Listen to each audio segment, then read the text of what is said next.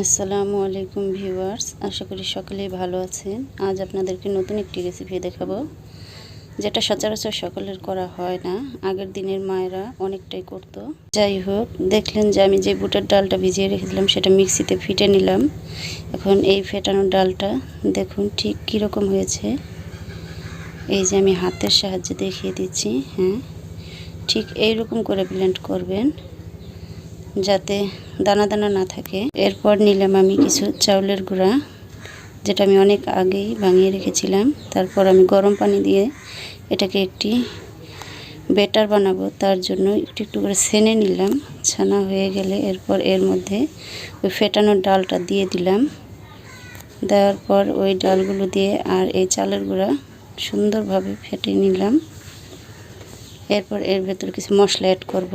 এখন দিয়ে দিলাম পেঁয়াজ মরিচের ফালি, আদা রসুন বাটা, হলুদের গুঁড়া, মরিচের গুঁড়া আর পরিমাণ মতো লবণ দিয়ে হাতের সাহায্যে সুন্দরভাবে মথে নিলাম।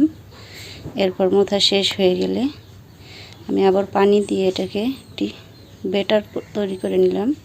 ঠিক এরকম, অতিরিক্ত পাতলাও না এবং অতিরিক্ত ঘনও না, একটু একটু আঠালো থাকবে। এরপর চুলায় একটি প্যান বসিয়ে দিলাম। এই যে ঠিক এইভাবে মেলে দিবেন, হালকা নেড়ে চেড়ে। এরপর একটা ঢাকনা দিয়ে সুন্দরভাবে ঢেকে দিতে হবে। ঢাকনা দিয়ে আমি ঢেকে দিলাম। ঢাকনা তুলে দেখুন, মাশাআল্লাহ কত সুন্দর কালার হয়েছে। এবার এটাকে আমি খুন্তির সাহায্যে তুলে নিলাম।